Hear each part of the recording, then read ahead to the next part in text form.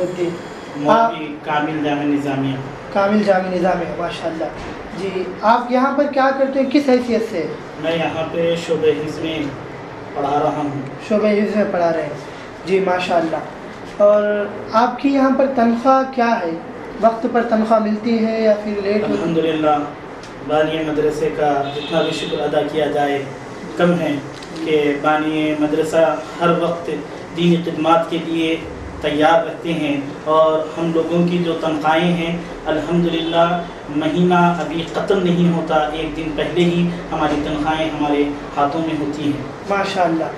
جی آپ کیا کہنا چاہیں گے بانی مدرسہ کے بارے میں؟ آپ کی کیا رائے ہے؟ ان کا خیالات کیسے ہیں؟ ان کا بیہیویئر کیسا ہے آپ لوگوں کے ساتھ؟ آپ لوگوں کو ڈانٹتے ہیں یا پھر کچھ اگر آپ لوگ نہیں پڑھائے، یا پھر آپ لوگوں کی عزت و تکریم کرتے ہیں؟ الحمدللہ میں اسی محلے میں پیدا ہوا ہوں. اور جی یہ محلہ کون سا محلہ ہے؟ یہ محلہ کارخانہ بازار سکندرآباد کو نام سے جانا جاتا ہے. جی تو مدرسہ کب قائم کیا گیا؟ یہ مدرسہ الحمدللہ 2 سال قائم ہو گئے ہیں جو مدرسہ ہوئے. جی ماشاء اللہ. جی آپ بانی جامعہ کے خیالات کے بارے میں؟ جی تو میں یہیں پہ پیدا ہوا اور بانی مدرسہ کے پاس الحمدللہ میں اس وقت سے جاتا ہوں. میرے والد بھی یہیں کے مسجد کے اندر امامت اور خطابت کیا کرتے تھے، اب ان کا انتقال ہو چکا ہے. میں ان کا ہاتھ پکڑ کر بانی مدرسہ کے گھر کو جایا کرتا تھا. اس وقت سے میں بانی مدرسہ کو جانتا ہوں، اور الحمدللہ بانی مدرسہ کے شروع ہی سے دینی خدمات کی طرف آپ کی توجہ ہے.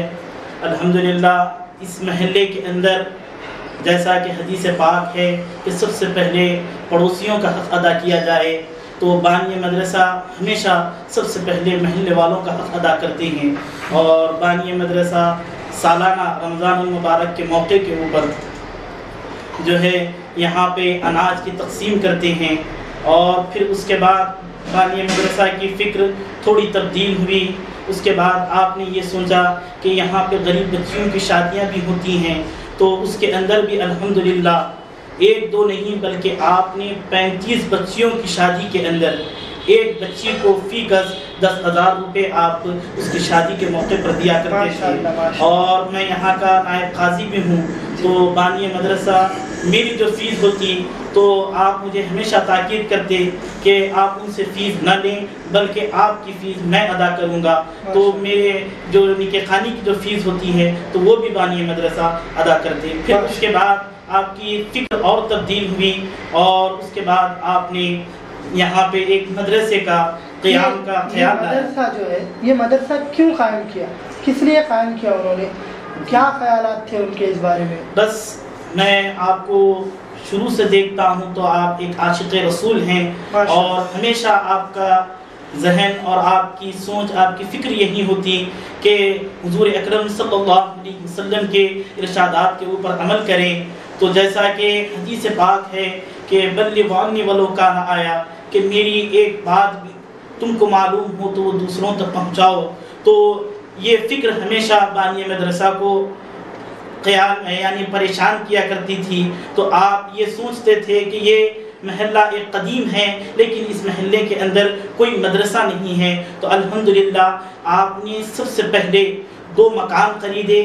پھر اس کے بعد یہ سلسلہ بڑھتے بڑھتے 1-2 نہیں بلکہ آپ نے 5 مکانات خرید کر اب جو آپ کو یہ ایک شاندار عمارت، ایک بلڈنگ نظر آ رہی ہے، اس بلڈنگ کو آپ نے اپنی ذاتی صرفے سے اور اپنے خاص پیسے سے کسی کا کوئی تعاون لیے بغیر آپ نے یہ کام کیا. یہی نہیں بلکہ اگر آپ ان کے اور چیزوں کے اوپر بھی غور کریں گے تو آپ نے جامع نظامیہ سے رجوع ہو کر ایک قرآن پاک جو اب بالکل نادر ہو گئی تھی، یعنی جو حضرت حفص اور حضرت شعبہ یہ دونوں کی روایت سے جو قرآن پہلے چھپا کرتی تھی، تو وہ اب حیدرآباد کے اندر نادر ہو چکی تھی، تو آپ نے اس کے لیے بھی الحمدللہ مجھے میرے ہی ہاتھ سے 2 لاکھ روپے جامعہ نظامیہ کو دے کر آپ نے پھر سے اس کی اشاعت کی۔ تو الحمدللہ وہ قرآن تقریباً پورے حیدرآباد کے اندر اکثر مساجد کے اندر دیکھی گئی ہے، اور وہ قرآن یعنی جو 2 روایتوں کے ساتھ جو پڑھی جاتی ہیں وہ قرآن آج ہمیں حیدرآباد اور سکندرآباد میں بھی نظر آتی ہیں۔ تو الحمدللہ آپ کا ہمیشہ دینی خدمات کی طرف ہی ذہن رہا ہے، اور اسی کا یہ نتیجہ ہے کہ آج محلے کارخانہ بازار میں ایک شاندار مدرسہ خیر الانام قائم ہوا ہے۔ معاشی ہوگی کچھ بھی ایک آیت بس مختصر سا سنائیے، وقت نہیں ہے ہمارا۔ أعوذ بالله من الشيطان الرجيم، بسم الله الرحمن الرحيم. إن الذين آمنوا وعملوا الصالحات كانت لهم جنات الفردوس نزلا خالدين فيها لا يبغون عنها حولا. قل لو كان البحر مدادا لكلمات ربي لنفد البحر قبل أن تنفد كلمات ربي ولو جئنا بمثله مددا.